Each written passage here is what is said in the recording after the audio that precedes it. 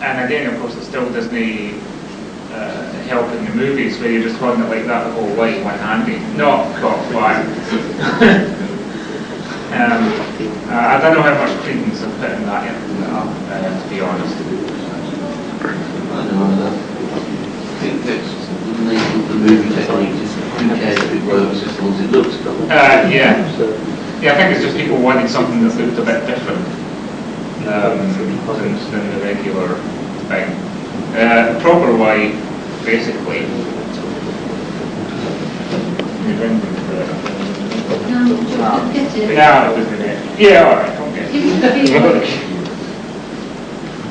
It's bringing its box. There's a proper way in a minute when she brings down the thing. Is it the one you just bought?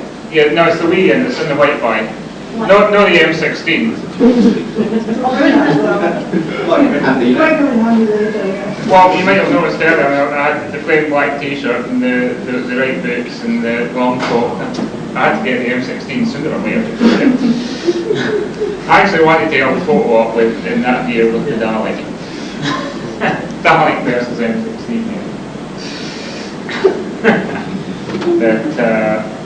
But if somebody wants to ask or talk about something else until Wesley gets back with the Beretta, and then I'll do the various gun holding positions. Hopefully somebody will ask something.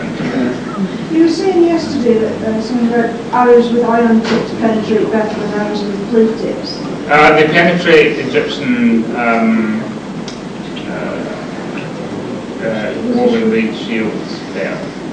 Is that more a case of the flint will shatter on its way through the window rather than... Pretty much. Also, it tends to be a little bit jagged. It's just not got the right balance. The arrow itself doesn't have the right balance. There's an iron tip very solid and will punch through. Also the way that the guitar is made, it's like that big jaggy. Yeah. Oh yeah, no, yeah. You make a bevel edge because you can't get yeah, so I would straight suspect line. it would snag more of the lead. Yeah, but it's what you're hitting, it's not The thing is, of course, you put a closest point into the magnet bow, you can... the thing is, you then... Can I just be rude and interrupt? Sorry. No, you can't. We're getting to the point soon where there's going to be people eating the chip shop because we're getting so many people in the restaurants stuck with gallows. Is anybody who hasn't registered the meal yet is coming? No? We're going to close it slightly earlier, so try to fit that with squeeze more. Okay, thank you. The thing is, of course, in the ancient world, one of the things you want to do is get people's shields off them, and this is why the Romans invented the pilum. Because the whole point of pilum is it's not intended to skewer people, because it's a bit of a waste just to kill one person, but what they do is you fling it, and the point goes through the shield, and then it bends, and you stop with your shield with a long pole hanging off it, which is somewhat unwieldy and impossible to use, so you have to drop the shield, and then you're vulnerable to the old. Which is quite clever. I think it's quite clever anyway. Are there any other examples of disposable weapons like that, other than I suppose arrows? I don't know, I mean, I suppose to a certain extent, blunt knives or stuff would be disposable weapons. Because it's like if you lose it, all you need is like another big blunt. Alright, I'll think that out. Merry Christmas, it's not getting enough real buddies for Sweden. No, for another convention next week. Marksman's position that you see in the professionals and Dirty Harry and stuff. But personally, I think the best one, the one you see most frequently new, is a modern one developed by the SAS in the 60s, which is basically straight arm, bent arm, and that's that. Because you can hold it anywhere. What was that about the tech guys?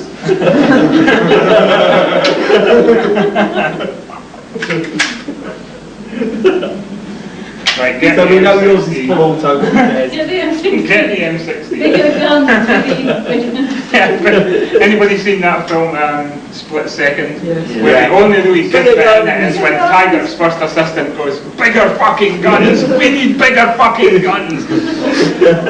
It gets a second quote in Godzilla. Yeah. Guns. We Lots need bigger of guns! Yeah. That one, too small. Get a bigger one. If necessary, we'll bring the M16 in later. He's making his mind up. He's going to In which case, I'll zip out over to my friend's place and get his full auto HP5 paintball gun. It's illegal to use in paintball in this country. Tables are moving. That's yours, huh? Yeah. It looks like you sidetracked there. Weapons 101, what's it? Oh, still Weapons 101? What does anybody else want to know in Weapons 101? Or more accurately, what other daftness in film is? One of the things that particularly gets me is a lot of things when you get people sort of struggling hand to hand wrestling. The one that gets me silly is that they still insist on showing people trying to strangle people like that, which is the most inefficient and easiest to break. Well, I think that's basically because you know, they're looking at the nature of the audience and saying, yes, we don't want to show people the right way to strangle people. We don't want to show the kids the right way to strangle them. Well, they might show people show how easy it is to break. Yeah, it's always laughable, you know, somebody's got bare hands with the throat, pop. Or from behind. Go to demonstrate? Have we got the room? I'll be coming. I guess it strangles your car. I guess it strangles your car. Well, yeah, you always see it this way, which is ridiculous because you never see them do that. You notice that? You never see anybody do that in a movie. Well, there's various ones for here. The best way, of course, is which is always fun. Yeah, that's done for the moment. We require the services later if we have any other comments. Oh yeah, I was talking about penetration of shields and stuff earlier. You know, that's how silk shirts became invented. We're talking about bows and arrows, silk shirts, and the reason why we wear silk shirts is because the you know, Genghis Khan and his mob discovered that if you're wearing a loose silk shirt and you get hit by an arrow, the silk will twist round the arrow as it goes in, and you can put it out even if it's got barbs without doing any damage. And that's why we have silk shirts. I'm also told that the sort of silk is relatively inert and less likely to it's an less infection. likely If you could afford it, if you were an officer in the Navy or the Army, you'd try to wear a silk stockings and a silk shirt, because if you got shot and it got material got driven into the wound, it was a lot less likely to set up an infection. So that was, of course, after people had already invented silk clothes for the earlier days.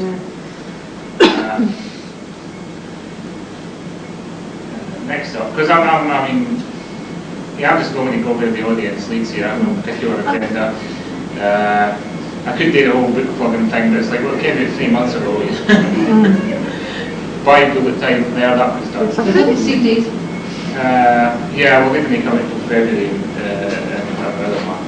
I've done 2 CDs. I've done a big finish, Scroll and Bakers, and that probably will get recorded in about February. I've done a BDB, which I'll have to rewrite this week when I get home and make a few changes, which is going to get recorded just before Christmas, or so they tell me. We don't know who's quite going to be in that yet. We're sort of hoping for Stephen Pacey and Gareth Thomas.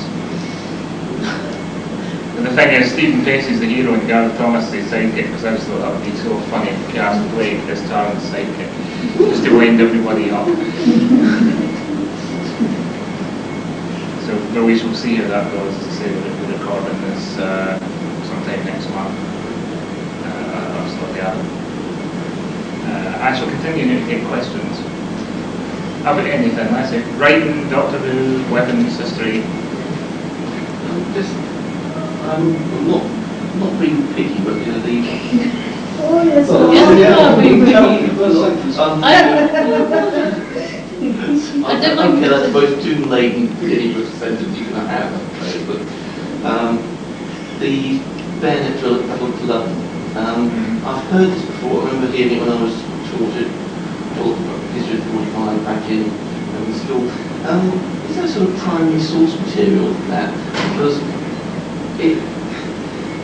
it just really seems to contradict human nature. I mean, you've got some Yeah, but that's the whole point. That's why you train people in close order drill, because it is conservation in nature to stand there and everybody hundreds of screaming barbarians running at you with big pointy bits of metal. I'm sure there is lots of source material for that. I don't know whether it would be offhand myself. I'd have to go and look through my bookshelves, which I don't have with me at the moment. But there are a lot of documentary evidence, if you like, from military history books and from the time letters and forms and stuff like that. But basically, we know they did that, and we know that that worked, and that's how they won. It simply made sense. Ignore the guy fucking go to the guy and you'll... Yeah, because you're relying on the guy on your left to deal with the guy in front of you. I mean, it's sort of... Maybe it wasn't there the first time, because it was something relatively new. It was like something they've been training over sort of months and months to get ingrained into them, ignore him, go over here. Yeah, it was new. Yeah. It was new, or it was new at the time. It's something that had been done to a certain extent in battles in Roman times, I believe, but it was new to Britain, or rediscovered, perhaps, a better word. It's hard to tell. It could have been planned 2 months before battle, potentially. On the day. Yeah, it could have been, or it could have been invented on the day. We don't know which was. All we know is that they did it. It's a sort of logical thing, because it's something we've sort of came up with for ourselves. I used to belong to a Viking Age reenactment group and fought primarily with spears. And it was a thing that we worked out. Yes, your target is not the person in front of you; it's the person over there on his left. And also, is you can get cooperating with the person next to you. Right, you stab and draw his shield, and so he moves his shield that way, and I stab him. And me and a friend who work well together that way have gone right down the line of the opposition like that, from one drawing to the other. Well, the thing is, basically what you have is that most people are right-handed, as you know. Yeah. And I don't know exactly what the percentage of right-handed to left is, but it's bound to be at least 80-20. And therefore, if you've got a large number of charging people coming towards you, they've got a shield in one hand and a sword in the other, the chances are the shield's going to be in the left hand. Yeah. And the sword is going to be in the right. So there's no point in you stabbing at the shield. So that's why you... Yeah, but on the other hand, if you're working in conjunction with your... if you've all got spears, you haven't got many swordsmen, because in that period people tend to forget swords were actually very rare, the spear was the prime weapon. Working in conjunction with the person next to you, you know. It definitely works. You know, that's why the military. And you stuck your left-handers on the end. They disrupt a line if you put them in the middle. That's why you like the military, like the team players, because you want people to work together in groups. So do you ever get the urge to like kind of infodump all the stuff in writing, going, they didn't do it that way, like in the crap. Yeah. Just get the urge.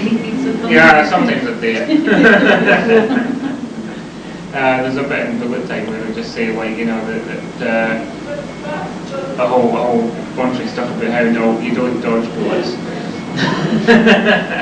Sorry, they move too fast. You're not dodging bullets. You just think of it that way when you keep your head down and hope that the other guy can't shoot straight.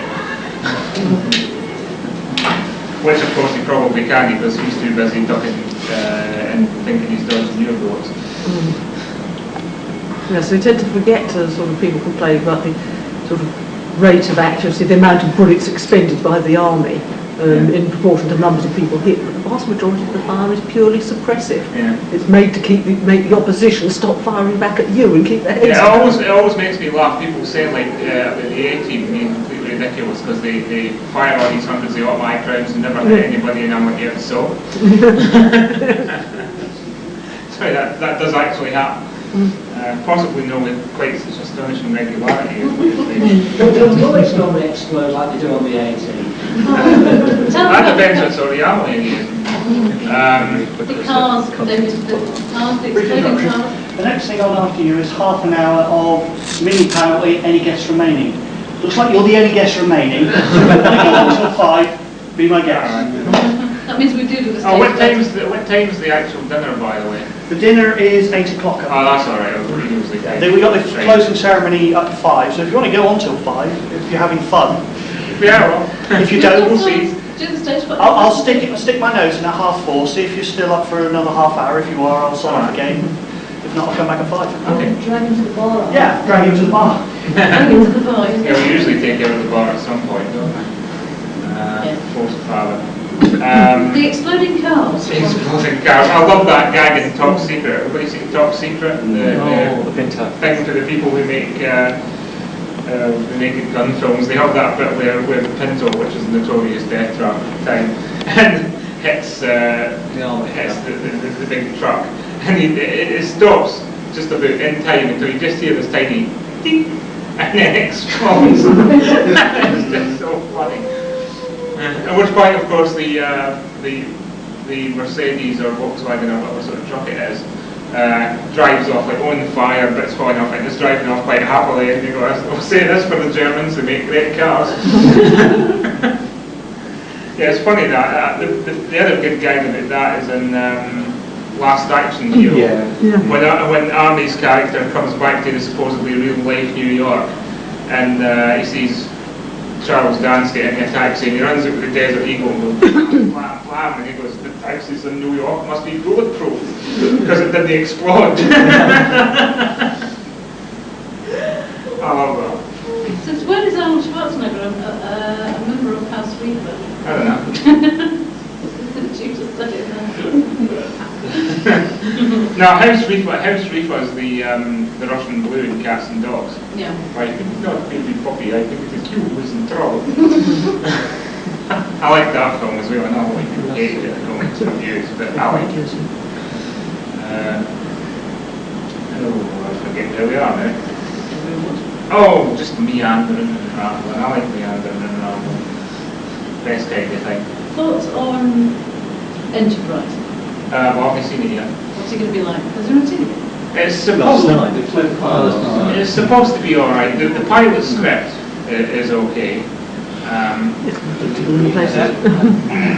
screen late last night here. So I thought it was a good side, not bad.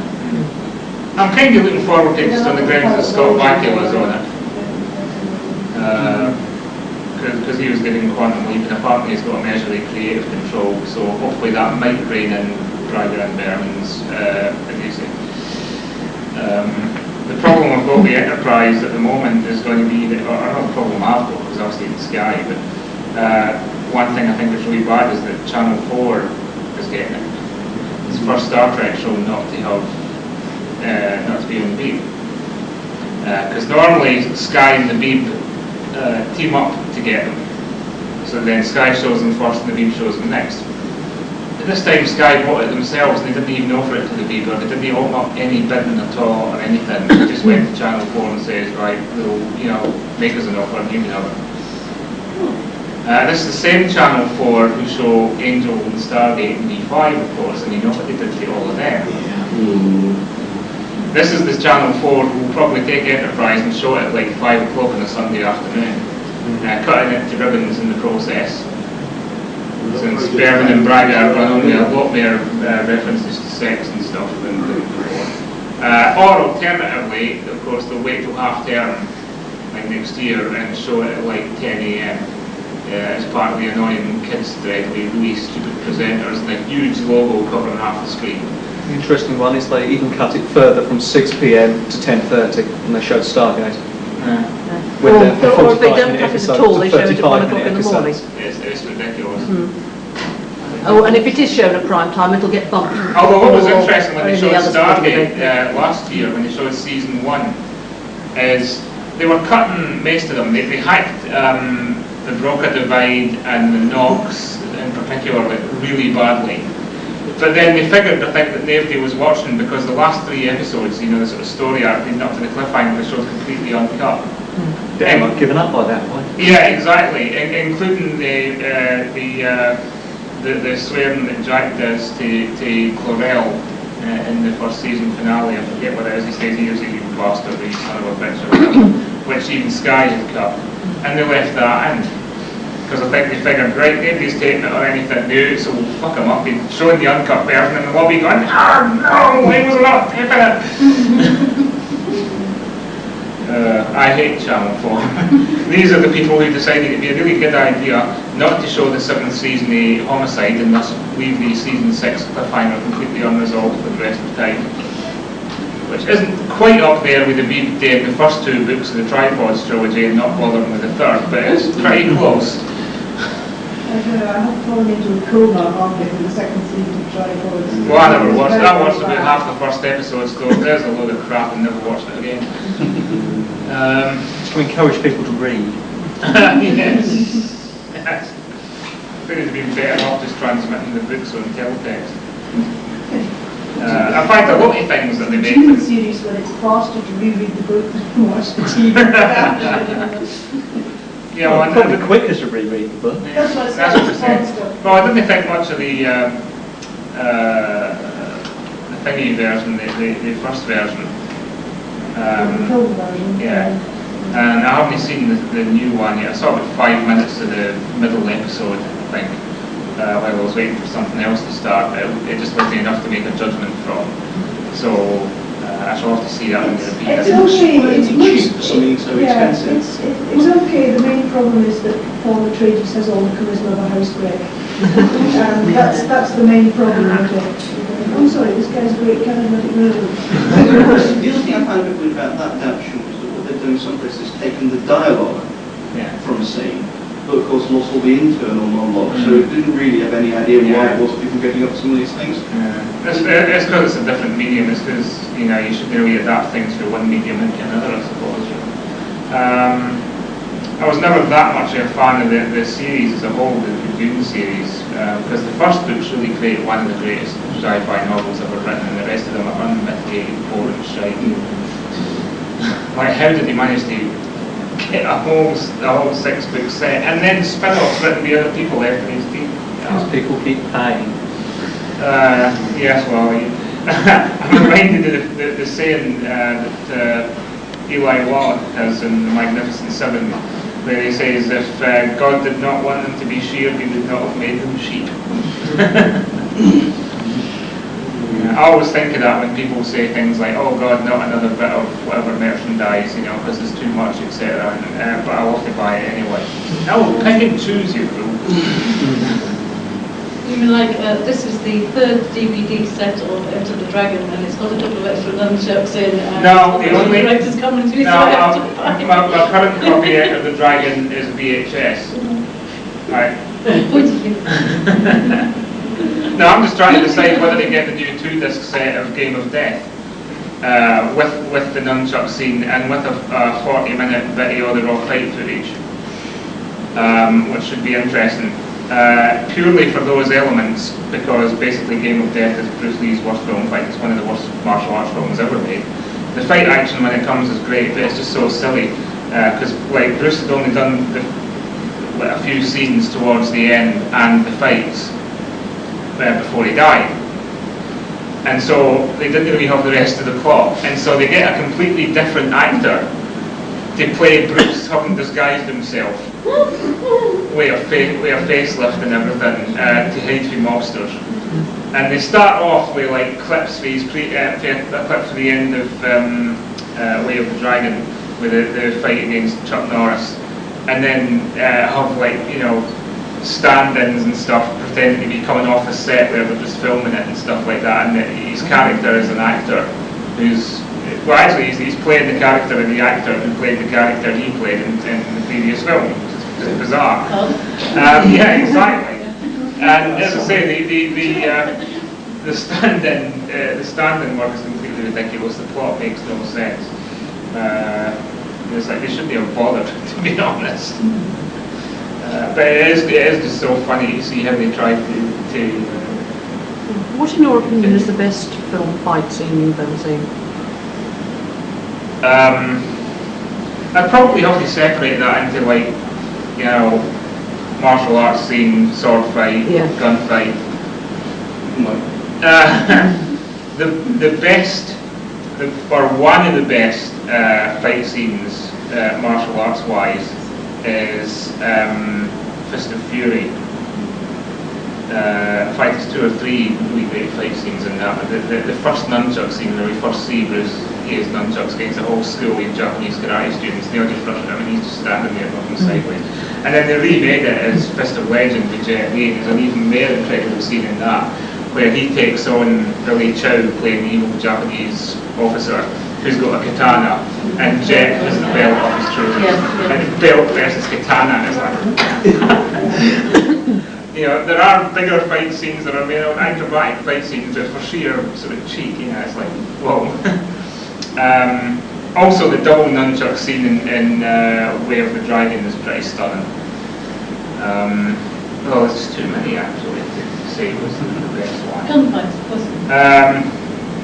Gunfights, the best gunfight. Well, I'm probably going to have to vote John Woo here, and for the gunfight at the end, the Hard Boiled, which lasted at 35 minutes.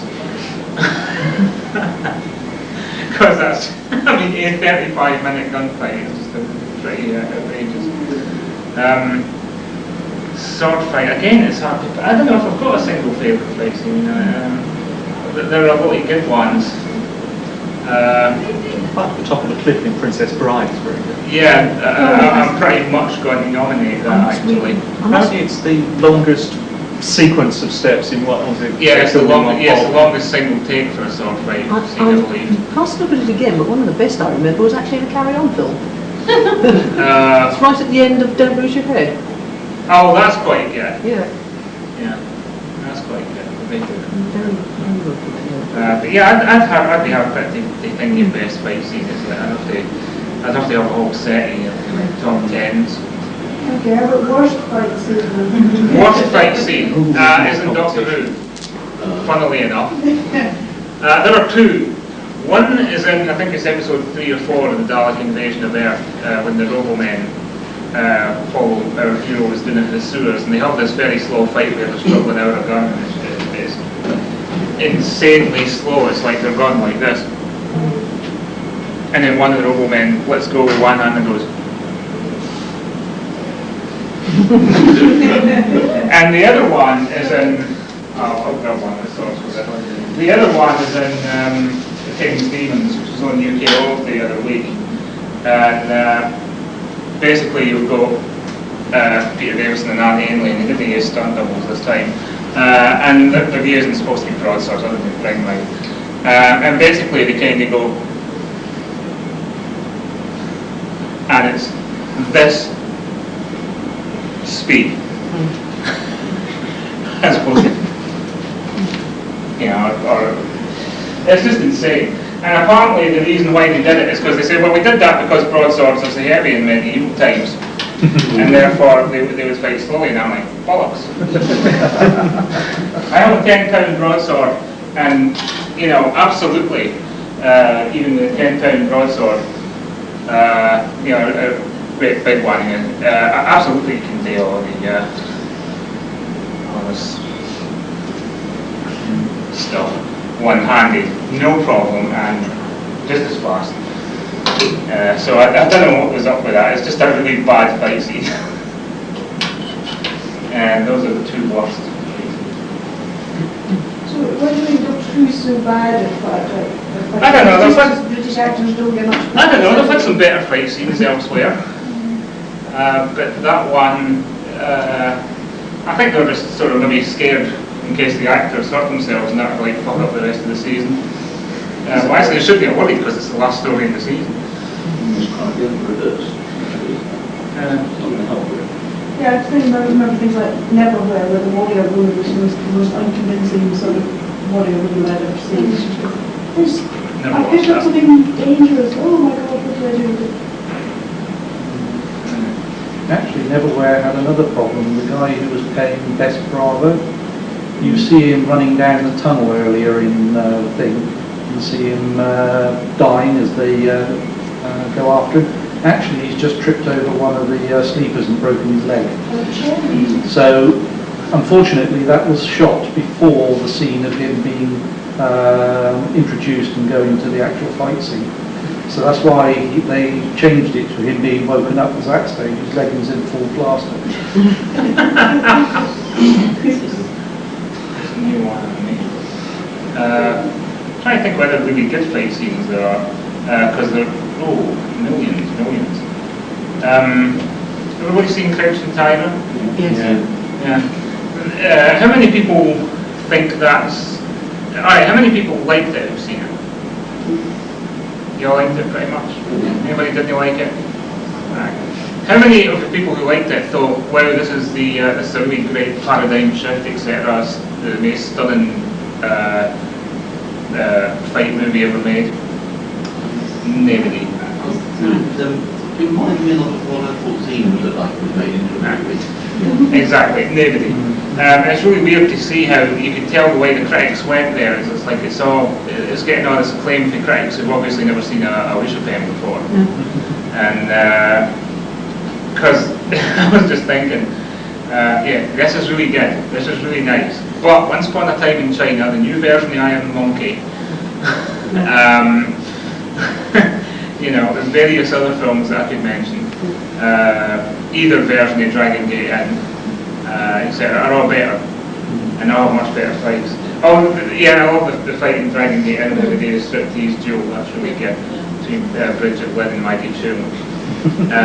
For obvious reasons. There's some good fight action in that one. I Am the Monkey, I love the fight where they're on top of the burning poles, jumping through the top of telegraph pole, and there's loads of other good fights in that fight. Once Upon a Time in China is probably my favourite, at least my favourite historically based kung fu film.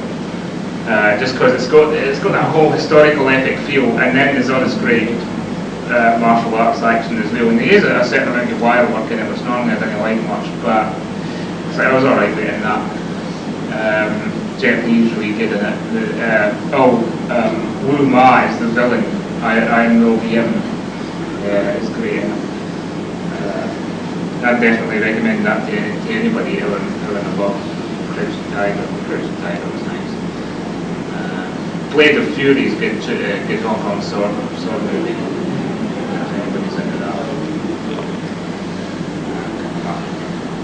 You've got to think about this announcement that the United States will be making more patriotic storylines. No, what they say, well, what's interesting is they'll probably be making more patriotic storylines, but they won't be action movies. They'll be like feel-good family films and bollocks like that. You know, there's sporting dramas and stuff. And I just thought, oh god. What's really interesting is Hollywood's kind of saying, oh, we mustn't like make terrorist movies. We must we'll shelve Barney's new film, till God knows when. We'll withdraw Swordfish with cinemas. One of Weatherby's the only one that's still showing at the time, so we went and saw it anyway. And what's bizarre is the audience don't agree, because other rentals of movies like Die Hard and all that kind of stuff like tripled at video rental stores in America and the week after September 11th. That they were renting all those sort of movies that Hollywood are thinking, oh my god, it'd be terribly unsensitive to release at the moment. In those sorts of films, the hero, despite all the problems, wins in the end. It's really silly that they've gone, yes, we'll not release these films where the evil terrorists are blown into millions of tiny little pieces by patriotic American heroes.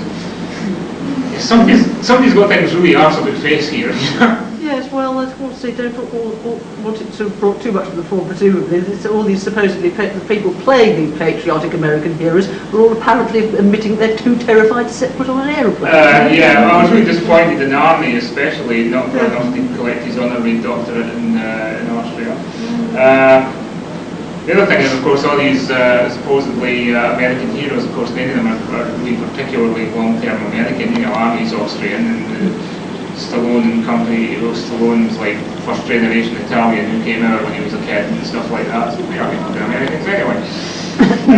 The other thing that really cracks me up about movies, no, Mel Gibson is actually American, but Changed his citizenship then? no, he was American to start with. He was born in LA, but his family moved to Australia when he was 11. What was the charge? I don't know. Anyway, the thing that really cracks me up about the whole, another thing that cracks me up about the whole Hollywood situation in movies and stuff, is that there's this council for Muslim interest in Hollywood films or whatever that's always complaining that they're being typecast as terrorists and villains. And it doesn't seem to have occurred to them that maybe they wouldn't be cast as terrorists who go around hijacking airliners and blowing things up if they didn't go around hijacking airliners and blowing things up so much. And in fact, they got such You're accusing Art Malik of hijacking airplanes. Oh no, he just blew stuff up, yeah. Did they hijack any airliners and just wanted to set off a nuke and destroy Florida? Fair enough. Yeah. What's that? The thing is that this has now reached a point where, as you might know, they're making yet another Tom Clancy film. They're making Some of All Fears, which is a bad move to start with because it's his worst book. It's his most boring book. It's like the plot only starts in the last 50 pages. There's been like 700. They cover all that. Oh no, the one with the Kremlin gives it a close run. No, that's the one where an Israeli plane carrying a nuke crashes in Palestinian held territory, and they fix up the bomb and take it out of Denver and nuke Denver during the Super Bowl. Unfortunately, in the film, because we don't want to suggest that any Muslims might commit any sort of terrorist acts, because that never happens in the real world. Worse, I think he prosecuted the player when this tape comes out. They've changed it so that the bomb now falls into the hands of evil white supremacist survivalist goodies. Who obviously are hanging around in a position to catch fallen Israeli planes in the Middle East. Yeah, like flour into envelopes all over. Yeah. And it's like, why? It's like, oh God, Clancy was complaining because they cast Harrison Ford as Jack Ryan. They thought Ford was too old. What's he going to make it this one? It's going to be saying like, come back, Philip Noyce, all was forgiven. Yes. They're still making that Alex Spiral. They're still going ahead with that version. Oh yeah, that's largely in the canon. Principal photography is all the time. But the whole point was that they changed it so that it's not about terrorists anymore. I still think they shouldn't have bothered making that as in their film anyway, because it's a crap book, it's very boring. And they'll have to change it so much to make it even remotely interesting. If they were going to make a film, what they should have done, they should have either A, made Clear and Present Danger properly. Well, it was quite good actually, the film, but it really needed to be a mini-series, like 2 or 3 parts. Or the one I would make into a film first would be Without Remorse, which is the one about Clark's backstory, where he goes all vigilante and everything. That one is really good. That'd make a great movie. I'd have done that yet. Of course, they could have made Debt of Honor, but that'll get a production go anytime in the near future. Actually, I thought of that on September 11th. My first thought was, it's Debt of Honor. I suspect they're probably checking everyone who's bought a foreign language copy of Debt of Honor. You can just imagine, the Scooby gang coming up at one point at Tom Clancy's who's been ripping off the mask and Bin Laden's on the knee. I would have gotten away with it if it hadn't been for you meddling kids. Yeah.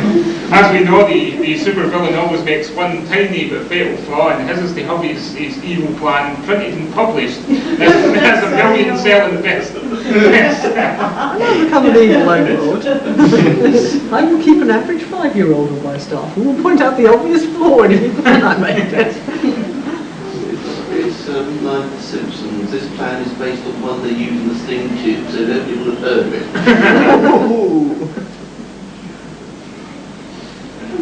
Is it okay to come back to fight scenes for a moment? Yeah. Nominate your most, what would be best worst, best sort of one sort of most realistic, one you thought, this is how they're actually doing it right in this.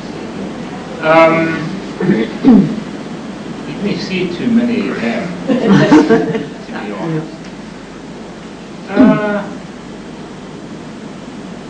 Well, obviously, for gunfights, obviously you're talking stuff like, Saving Private Ryan, Thin Red Line, and that kind of stuff. Sword fights, depends what sort of sword fight you're talking about. Spartacus actually, if I recall correctly, is quite good for the few bits of actual fighting that we see.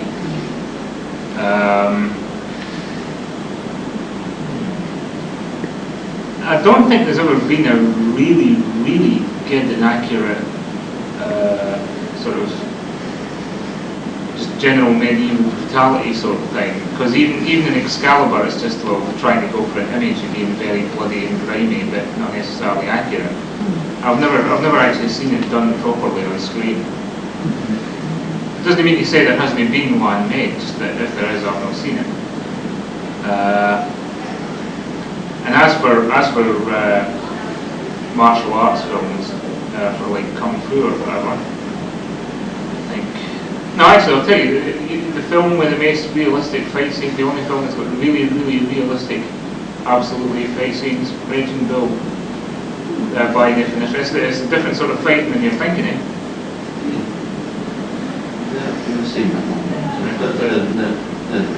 It's Robert De Niro as Jacob Moore, directed by Scorsese, and that's pretty much all there. The thing is, what you never see when they do medieval fight scenes on their occasions, those occasions, is you never see them use the weapons other than as a force sharp.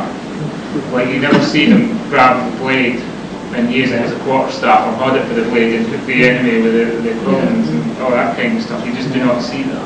And for a movie to be really realistic, I want to see that. I hate to be kidding. Am I kidding? I love it. Yeah. So I'm afraid that's the short answer, as I don't think they'll really be realistic. Next. So what do you think of the making arrowheads out of lead scene in Robin Hood, Prince of Darkness? Very lead, yes. Well, it must have been lead. They were doing it over an open fire with about 3 twigs on it. I mean, what evidence is there when it comes to arrowheads? Of the story once heard that the bowmen, sort of the 100 Years' War, the English bowmen, had actually discovered the technique of the armour piercer by actually deliberately put a lump of clay on their points, which made it go through plate armour better. Now, is there anything in that? Now, a tempered arrow tip will go through plate armour anyway, especially if it's on a crossbow. You didn't need like clay on it. No. Basically turning it to the equivalent of an armour piercing. No, they already are. Yeah. A longbow at the right range will go through plate armour.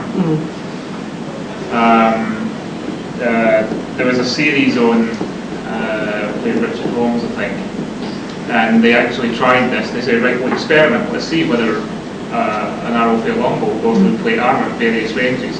And so they took a dummy with a breastplate on and a backplate, and they took it out at various different ranges. They would stop at one range by a castle and fire off an arrow to see if they could hit it. If they did, would it go through, would it bounce off? And what they discovered basically is that at about 100 yards from the castle,